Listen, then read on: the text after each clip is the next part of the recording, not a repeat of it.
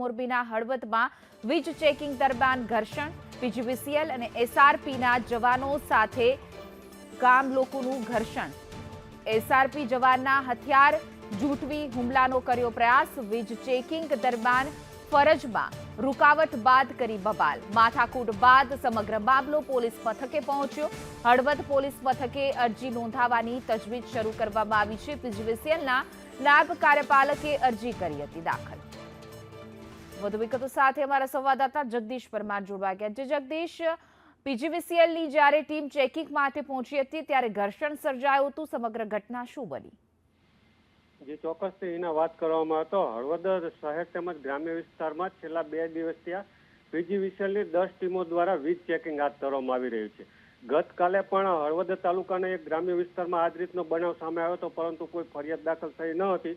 પરંતુ આજે મિયાણી ગામે ઘર્ષણ સામે આવ્યું છે, જેમાં વાત કરવામાં આવે તો મિયાણી ગામે વીજ ચેકિંગ દરમિયાન વીજ ચેકિંગ થઈ ગયા બાદ જે દંડ ફટકારવામાં આવે છે તેની કાર્યવાહી થઈ રહી હતી। તે દરમિયાન ગ્રામજનો ઉશ્કેરાયા હતા અને એસઆરપી જવાનો સાથે માથાકૂટ કરી હતી। જે પ્રકારે માહિતી મળી રહી છે તે પ્રમાણે એસઆરપી જવાન પર લાકડાથી હુમલો પણ કરવાનો પ્રયત્ન કરવામાં આવ્યો છે, સાથે તેની સાથે રહેલું હથિયાર છીનવવાનો પણ પ્રયત્ન કરવામાં આવ્યો છે। અને આ બનાવને લઈ અત્યારે હળવદ પોલીસ મથકે સમગ્ર પીજીવીસીએલની ટીમો પહોંચી છે, સાથે જ એસઆરપી જવાનો પણ પહોંચ્યા છે અને સાથે જ હળવદ નાયબ કાર્યપાલક ઇજનેર જે છે પીજીવીસીએલના તેઓ દ્વારા હળવદ પોલીસ મથકે આ જે હુમલોખોર છે તેમની સામે ફરિયાદ દેવાની તજવીજ હાલ ચાલી રહી છે અને હળવદ પોલીસ મથકે હાલમાં અરજી દાખલ કરવામાં આવી રહી છે। જી, સમગ્ર માહિતી બદલ આપનો આભાર।